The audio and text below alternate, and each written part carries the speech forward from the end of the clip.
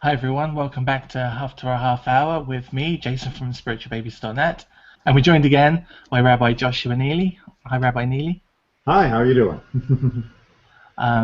Last week we actually recorded this, but due to technical difficulties, we're doing this a second time around, which is good because I get some extra rehearsal with some of these difficult Hebrew names.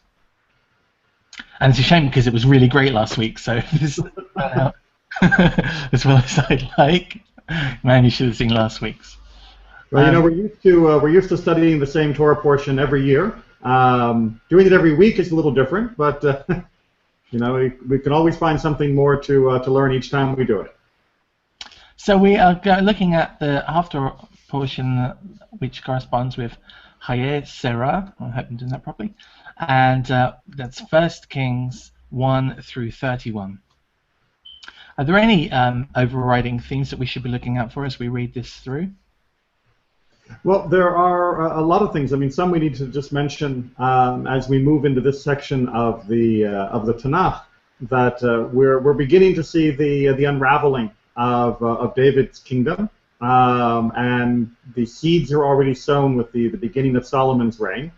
But we're also going to be looking at what does it mean to be at the end of a life? What does it mean to come to the end of a great life? The issues that the Haftarah deals with at the end of David's life reflect the issues of the end of Sarah and Abraham's lives, and also reflect the issues that come in the lives of just about anyone.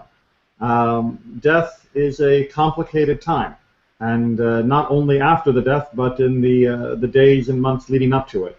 And sadly, we see that some of the struggles, although not on a king scale, play out over and over again in even the most mundane family when the loss of the patriarch or matriarch of the family comes to pass. All right, so we're going to jump in, I think. Again, 1 Kings 1 through 31 starts. King David was now old, advanced in years, and though they covered him with bedclothes, he never felt warm. His courtiers said to him, "Let a young virgin be sought for my lord the king, to wait upon your majesty and be his attendant, and let her lie in your bosom, and my lord the king will be warm." So they looked for a beautiful girl throughout the territory of Israel, and they found Abishag, the Shunammite. Actually, I'm going to do it the way it's spelled. They found Abishag, the Shunammite, and brought her to the king. The girl was exceedingly beautiful. She became the king's attendant and waited upon him, but the king was not intimate with her. I'm curious, is the word for virgin there the traditional word for virgin, or have they used a different word? No, it's the traditional word betula, which is can refer to an age category, but usually in the technical as what you might call a physical virgin, more than merely a young woman. And so David's old. He's probably, if he never felt warm, he's probably got some illness going on. And basically they're looking for a kind of a live-in hot water bottle. Well, I live here in Florida, and there are quite a few people from other parts of the U.S. that have moved to Florida in their retirement because they want to be warm. So the idea that as we get older we want to stay warm and we have a bit harder of a time doing that ourselves is, well, at least 3,000 years old, and quite likely a much more ancient human condition. Really, getting heat from another human being is part of our regular life. And what we see here is perhaps also a little bit more political. We might wonder, David had all these wives, why not have one of his wives come to keep him warm in this way? But bringing in a wife would necessitate rivalry, because if you bring one but not the other, then clearly that one is being favored, and what does that mean for the succession to the throne? And it would be easier to have another person come in, but by having him not know her, then everyone knows she's not a threat. That she's not going to be the mother of a new child, which is going to become his favorite and his dotage, that this is a safe person to help warm him as far as the politics go, and in fact, it may even be a bit more than that. Went about boasting, "I will be king." He provided himself with chariots and horses and an escort of 50 outrunners. His father had never scolded him. Why did you do that? He was the one born after Absalom, and like him was very handsome. So I remember from before that there's a lot behind the phrase, his father has never scolded him. Exactly right. You know, the sages try to point out to us that partly what we're seeing here in Adoniah's claim on the throne is the results of David's inability to really rebuke his children. That although he was certainly a loving father, and we saw that most poignantly in the case of Absalom, he wasn't always helpful to his children in showing them the right way to go. And you need to be able to say to your kids, you shouldn't do that. And if you can't say that to them as a child, then when they grow up, they're going to do things that are 10 times more destructive to them as well as to the people around them. And it doesn't mean being harmful or hateful to your children, God forbid. It's the same expectation we have for any good leader, that someone who's able to see further than us, parents in particular, God as the ultimate example, should be listened to, and should share that view, should share that vision, that wisdom with those that are dependent upon them for guidance. You have sometimes, you have to rebuke to keep on the straight and narrow. Absolutely, and in fact, that particular theme is going to come back up in next week's Haftarah for Toldot. The idea of necessary rebuke as something that will be a very powerful theme in next week's Haftarah. We also, of course, have here this very interesting notion by reintroducing Absalom of pointing out that there is a certain arrogance that goes along, that Adoniah apparently was also spoiled the same way that Absalom was in being told, oh, you're handsome, you're wonderful, you're kingly, and it made him feel that it was his due to be king. He was second in stature in terms of his style to Absalom. Then with him out of the way, Adoniah should be a shoo-in.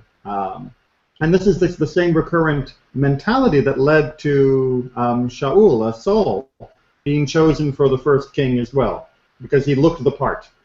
And really the Tanakh is trying to wean us away from this notion. You don't pick a leader just because he looks lordly. You should have a leader because the leader is well qualified. He confirmed with Joab, son of Zeruiah, and with the priest Abiathar, and they supported Adoniah.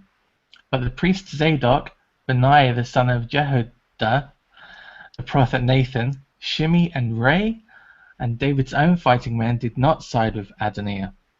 Adoniah made a sacrificial feast of sheep, oxen, and fatlings at the Zoheleth stone, which is near En-Rogel. He invited all his brother princes and all the king's courtiers of the tribe of Judah, but he did not invite the prophet Nathan or Benaiah or the fighting men or his brother Solomon.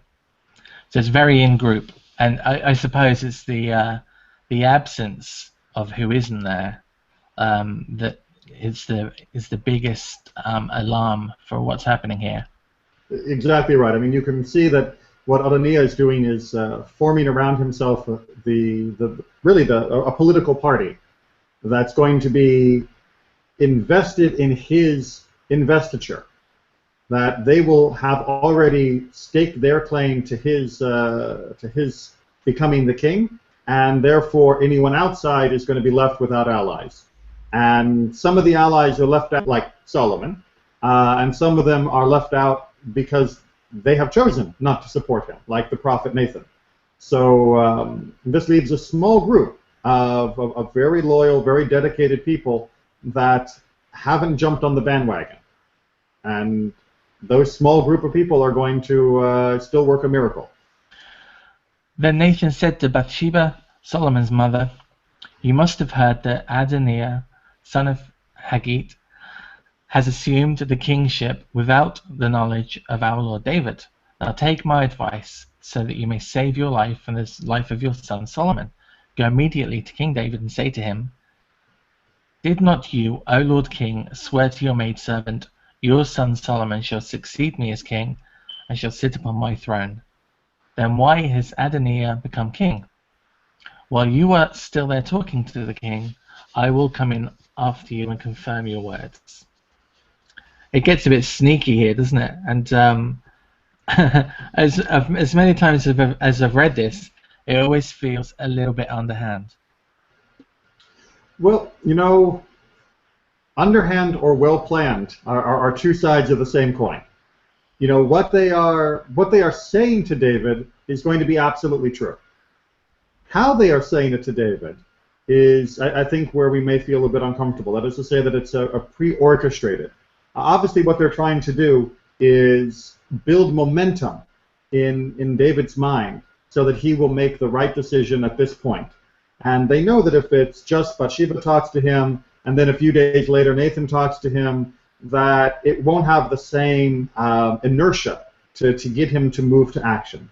And helping a person to make the right decision by carefully planning your words and choosing how you present the option is not underhanded. It's only underhanded if you're trying to take advantage of the person, or you're trying to manipulate them to do something that they wouldn't want to do, or is disadvantageous to them or the nation. So, and in the end, it is still David's decision. So Bathsheba went to the king into his chamber. The king was very old, and Abishag the Shunammite was waiting on the king. Bathsheba bowed low in homage to the king, and the king asked, What troubles you? She answered him, My lord, you yourself swore to your maidservant by the Lord your king, Your son Solomon shall succeed me as king, and he shall sit upon my throne. Now Adoniah has become king, and you, my lord the king, knew nothing about it.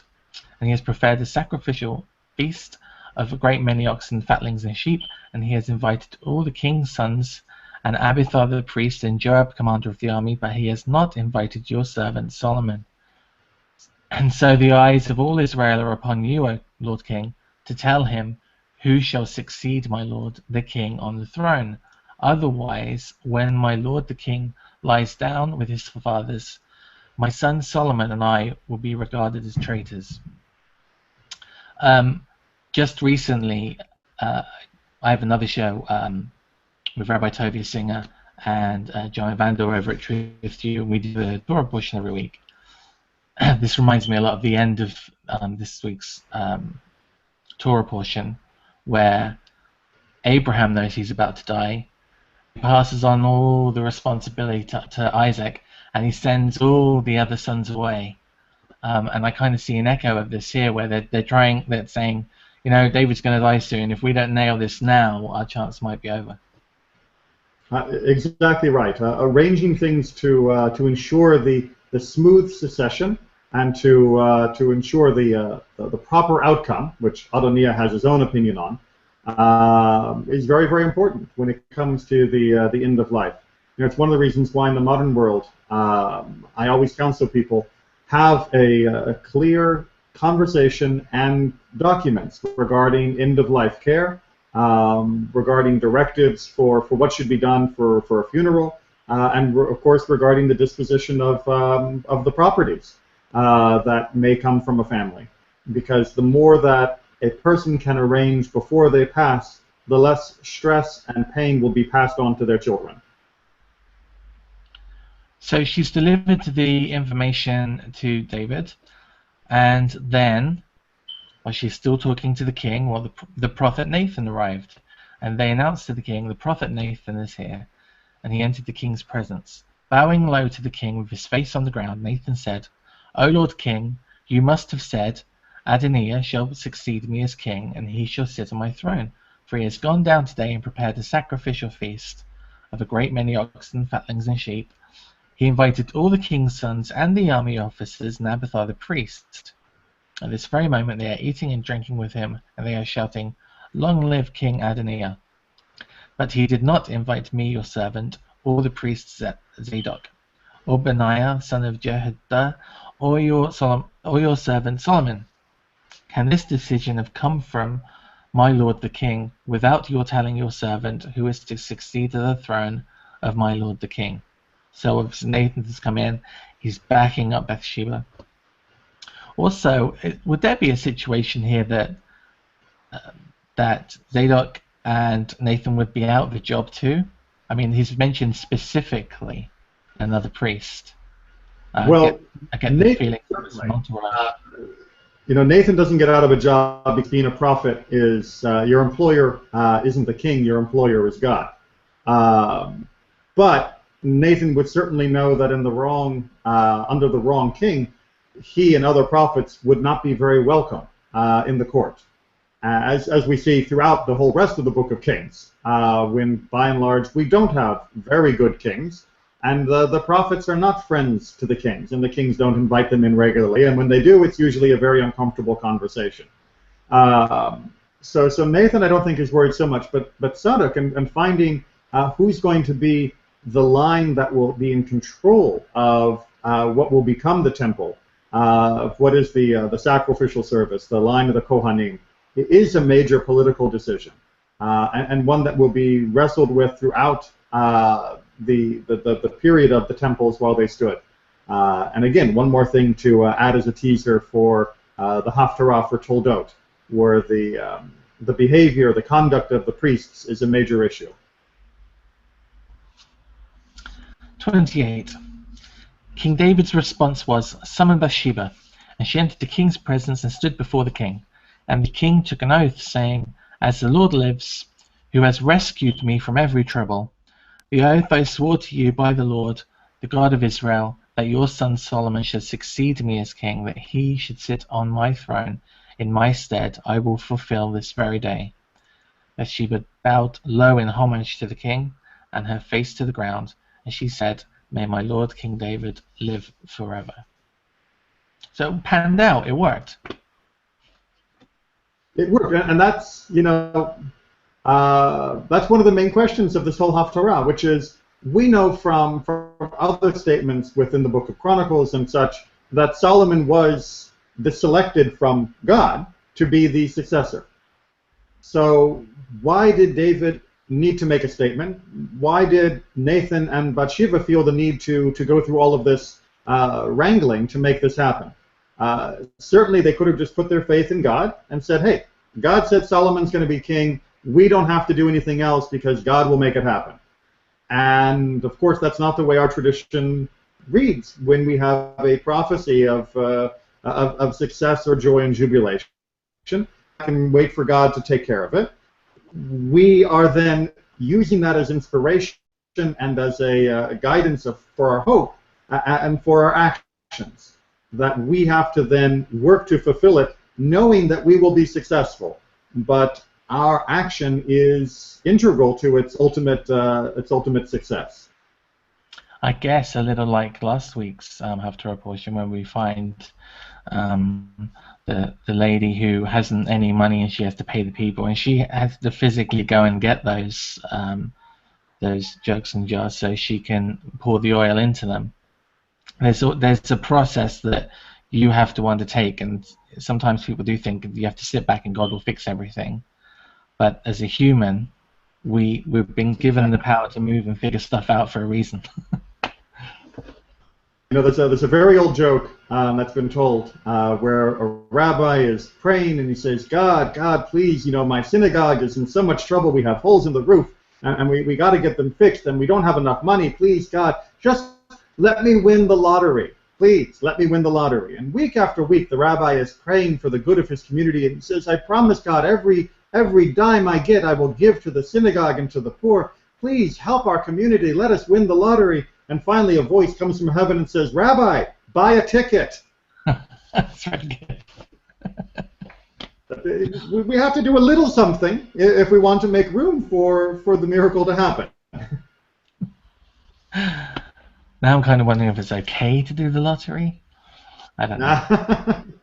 That's a much more complicated question regarding social justice, but it's a good joke nonetheless.